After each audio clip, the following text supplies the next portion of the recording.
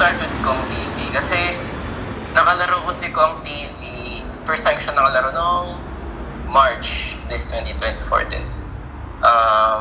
Shoutout sa United by the Game for the opportunity. Talagang na-pull off namin yun. So, back to what I'm saying.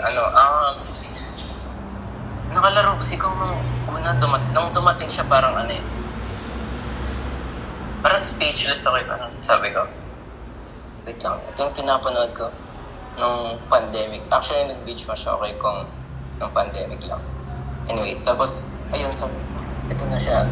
Nasa harapan ko na. So, syempre nakaka-starstruck. Most especially nung dumating siya. Pero nung nakalaro ko na siya, parang, it's parang normal na tao lang din pala talaga sila. Pag nakalaro mo sila, parang, talagang magbabantayan kayo. Talagang offense, defense, talagang basketball siya. So, ayun, very blessed na makalaro yung sa pinakamalapit na content creator sa Pilipinas. And story naman about Malupiton. Medyo late sila dumating yun. Nakalaro namin sila. Recently lang yun. So, dumating sila, sobrang dami nila.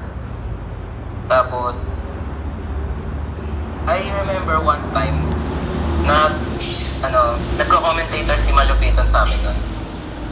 Tapos, mamaya, edi puro joke time.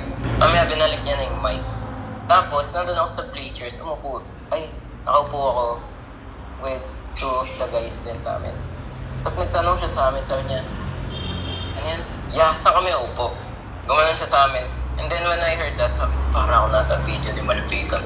Kasi yun talaga mismo, kung anong napapanood nyo, yun yung mismong narinig ko talaga. Eh parang sabi ko, angas.